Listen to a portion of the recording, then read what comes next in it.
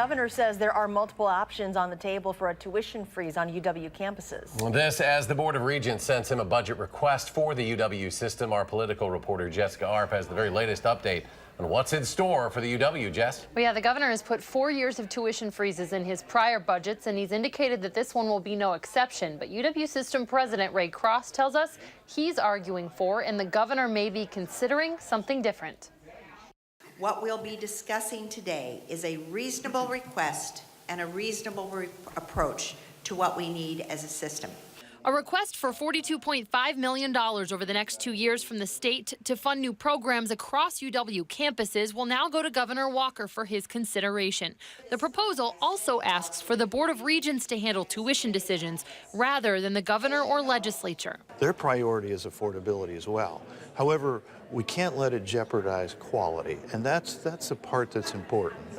And I worry about that, and at this point I think that's being threatened. Which is why Cross isn't sold on another 2-year tuition freeze. And he told us the governor isn't necessarily either. The governor hasn't said 2 years. What the governor has said is that he would like to freeze tuition in the first year, and he would like to consider options in the second year. Maybe a freeze. He wants to retain that option, but he wants us to discuss that further. I've said I want to continue the freeze. That's the request that they've made, is that they're comfortable with 1 year and they'd like to have some more discussion for the other. Governor Walker, taking questions after a graduation program at UW Hospital, told reporters he hasn't made a decision on whether to support the UW's funding request or what exactly to do about tuition. We haven't made a final decision on whether or not it's a 2-year freeze, whether it's what they're requesting, or arguably it could be, I mean, I'm not proposing this, so let me qualify this, a tuition reduction. Those are all things that are on the table between now and the first week of February when we introduce our budget.